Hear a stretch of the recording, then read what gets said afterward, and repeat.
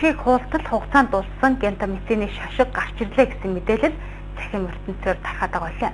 Үүнтэй холбоотойгоор цомб эмийн үйлдвэрийг хугацаанд дууссан тариагаа шашгыг нь өөрчилж зарсан байж болзошгүй гэсэн хардлага иргэдийн дунд байсан юм. Тэгвэл энэ талаар мэргэжлийн амжилтын байгууллагаас тодрууллаа.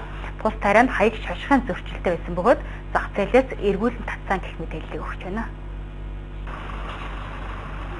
За цомб эмийн үйлдвэр амлагийн тарианыхаа шилийг урд хөршөөс оруулж ирдэг байна.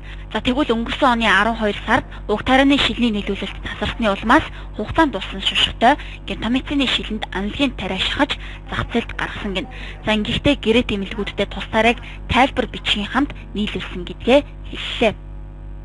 Ямар тоншил байсан бэ гэхээр боронктой дотроо гентамицин гэж бичсэн. Тэгээд 80 мг-ийн 2 мл гэсэн тийм хаяг өгье. Тоншилд бид нэр нөөц боломжоо ашиглаад аяллахаас зах зээл дээрх бүтээгдэхүүн талбарлахгүй байх үүднээс хүн ардын эрүүлэндийн төлөө тэгээд амлагийнаа бид үйлдвэрлээд тэр эмнэлгүүдэд өөрсдийн нэг санамж бичгтэйгээ ийм бичгийн хамт хөрвүүлсэн байгаа л да.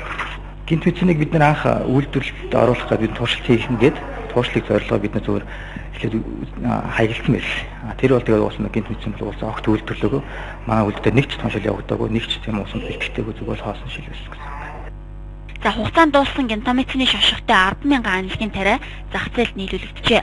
За улмаар уг тариаг хэрэглэж байсан иргэд болгон зарим эмнэлгүүд шалгаж өгөхийг мэргэжлийн хяналтын газраас хүсжээ. За мэргэжлийн хяналтын байгууллагын лабораторийн шинжилгээгээр амлагийн тариа мөн болоход батлагдсан байна. За гэхдээ амлагийн гэсэн цаасан шошгонд хуулар бол иргэд гентамицин гэсэн шошгын дагуу эндүр ширэлэх эрсдэлтэй учраас зах зээлд нийлүүлсэн 10,000 тарианаас борлогдоог үйлдсэн 8,000-ыг нь эргүүлэн татжээ. Амлагийн гэдэг тариа маань үнэхээр амлагийн байна уу гэдгийг бид нар мэргэжлийн хэлтээр явуулсан лабораторид шинжилүүлсэн.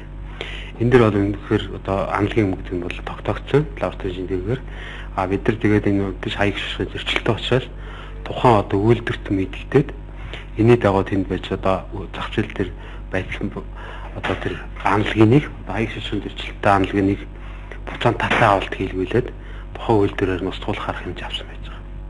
За мэргэжлийн хяналтын газар шошгын зөрчил гаргасан цомб эмийн үйлдвэрт ахин зөрчил гаргахгүй байхыг сануулж зах зээлд нийлүүлсэн барааг нь хурааж устгалд оруулах арга хэмжээг авсан гэсэн. Дараагийн хүргээн нийслэлийн төсвийн хөрөнгөөс 20